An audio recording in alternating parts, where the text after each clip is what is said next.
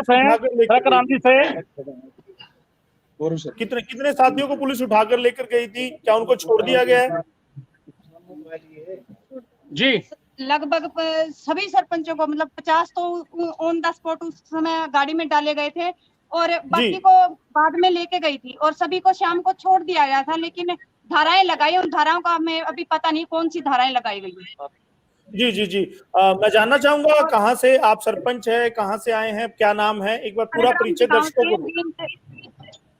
जींद में है, गांव जुलाना हमारा ब्लॉक हल्का पड़ता है, जुलाना हल्का से। तो मैडम जब आप लोग शांतिपूर्ण प्रदर्शन अगर आप कर रहे थे तो फिर पुलिस को लाठी चलाने की आवश्यकता क्यों पड़ी? सर हमारे यहाँ एक परंपरा है, जब भी हम कोई भी चीज करते हैं तो पहले दिन सीआईडी को रिपोर्ट देते हैं। हमने रिपोर्ट दी सीआईडी को भी हम कल ज्ञापन देने आएंगे सभी सरपंच, लेकिन पता नहीं हमें प्रशासन ने ऐसा कोई काम किया या कम्युनिकेशन गैप रहा है या डीसी साहब को कोई हमसे एलर्जी थी। पहले दिन इंफॉर्मेशन होने के बाद भी उन्होंने हमारा ज्ञापन लेने से मना कर दिया। हमने उन्हें समय दिया, जो समय दिया था निर्धारित समय पे हम वहां पहुंचे। उसके बाद हम वहां बैठे तो उन्होंने वहां पर एसडीएम साहब को भेजा, लेकिन सभी सरपंचों का, सभी जींद ब्लॉक के जो सरपंच यहाँ इकट्ठा हुए थे वहां हमने बैठकर इंतजार किया 5 घंटे तक भी। जब डीसी साहब वहां नहीं आए तो डीसी साहब के द्वारा प्रशासन को ये बोला गया भाई आपने क्या किया है अभी तक। उसके बाद तहसीलदार साहब वहां आए और तहसीलदार साहब की लैंग्वेज इतनी गलत थी, जिसके बाद प्रशासन हमारे ऊपर हैवी हो गया और वहां जहां हम बैठे थे वहीं बैठते ही हमारे ऊपर लाठियां चार्ज करने का काम किया गया।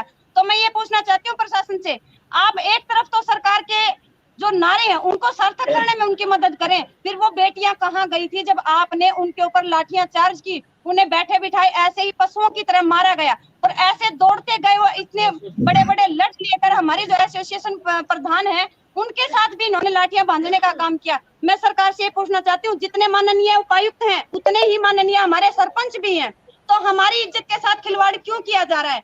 सबसे बड़ा सवाल प्रशासन के लिए और हमारे उपायुक्त महोदय के लिए। और उसके बाद जब वो बोलते हैं भैया मैंने तो उन्हें समय दिया ही नहीं था।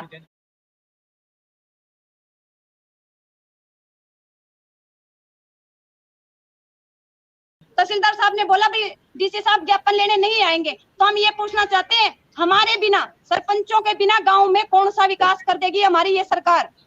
क्या वो सीधे डायरेक्ट जाके काम कर देंगे? और जो ई टेंडरिंग का इन्होंने लागू किया गया है उसका तो आपको यहाँ स्पष्ट उदाहरण भी दिखाई दे रहा है।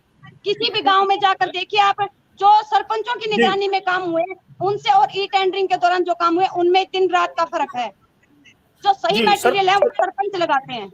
सरपंच प्रधान है पूनम जी हमारे साथ जुड़ी है, प्रीति जी के मनोहरपुर से हैं, वो जुड़ी